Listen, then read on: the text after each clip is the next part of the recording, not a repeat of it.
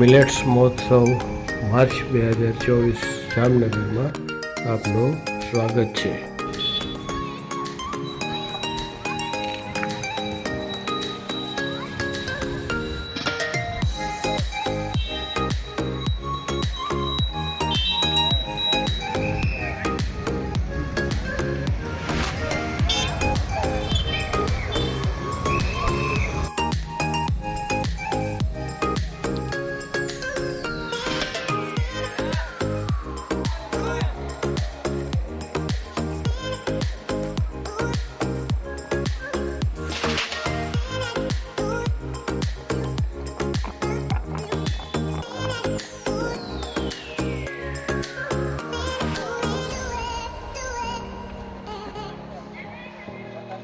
Millet મહોત્સવની અંદર ગ્રાઉન્ડમાં દાખલ થઈ ગયા છે.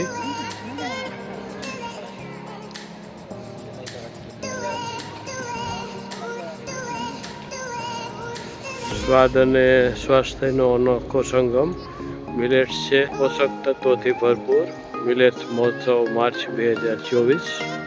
અલગ અલગ મિલેટ્સ ઉત્સવના સ્ટોલ છે.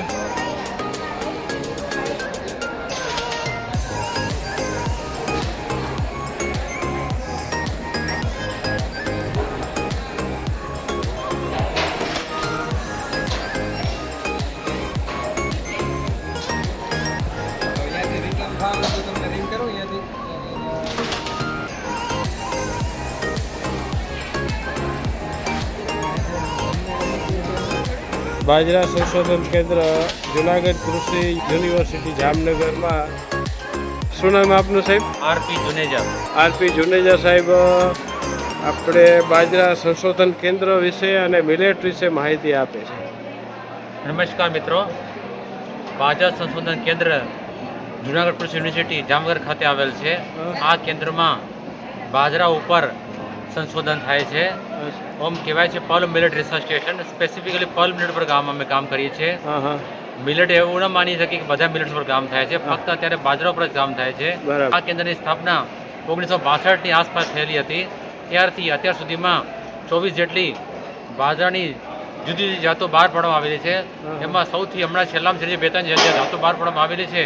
એમાંથી જે તમને જોવામાં આવશે, અત્યારે બતાવવામાં આવશે, અહીંયા 12-31 છે, 11-29 છે, 12-25 છે.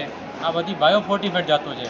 બાયોફોર્ટિફાઈડ જાતો એવી કહેવાય કે જેની અંદર લોહ તત્વનું પ્રમાણ 70 ppm થી વધારા, ઝીંકનું પ્રમાણ 40 ppm થી વધારા હોય અને બાયોફોર્ટિફાઈડ કહેવાય છે.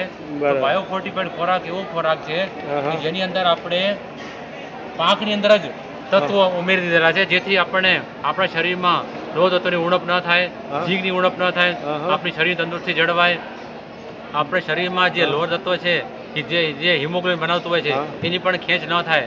તો આ રીતે આ જે જાતો છે આપણા કેન્દ્રની એ આપણા શરીર માટે ખૂબ જ સારી ખોરાક, ખૂબ જ સારો, જેથી કરીને આપણને ઓછામાં ઓછા રોગ થાય, જેને આપણે એનિમિયા રોગ કહેવાય છે, લોહ તત્વની ખામી, એ રોગ ન થાય. બહેનોની અંદર ખાસ જે તત્વની ખામી હોતી હોય છે, તો આ જે જાતો જો ખાવામાં આવે તો આ ઉણપ આવતી નથી. આ જાતો બહાર પાડવા માટે આપણા કેન્દ્રને એવોર્ડ પણ મળેલ છે. ત્યારબાદ મિલેટની વાત કરીએ તો 9 જાતના મિલેટ્સ અત્યારે તમને અહીંયા ડિસ્પ્લેમાં બતાવવામાં આવી રહ્યા છે. ધારો કે અહીંયા બાજરો તમારે જોવાઈ ગયો, બાજરો પહેલો છે, આ બાજરો છે, આ બાજરાના ડુંડા છે, જે તમને છેલ્લી જાતો વાત કરી, બાયોફોર્ટિફાઈડ જાતો. ત્યારબાદ આ જુવાનો સેમ્પલ છે, આ જુવાના દાણા પણ એમાં રાખે છે. કોદરા જે છે આ બીજો મિલેટ્સ કહેવાય છે. કોદરા. પછી લિટલ મિલેટ જેને વરી કહેવામાં આવે છે. પછી આ કાંગ છે. પછી આ જે છે બાર્નયાર્ડ મિલેટ જેને બંટી કહેવામાં આવે છે. ત્યારબાદ આ જે છે ફોક્સટેલ મિલેટ. કાંગ જેને કહેવામાં આવે છે. ત્યારબાદ આ જે છે પ્રોસો મિલેટ જેને ચીણો કહેવામાં આવે છે. અને છેલ્લામાં છેલ્લું જે છે એ જે છે બ્રાઉન ટોપ મિલેટ, લીલી કંપની જેને કહેવાય છે.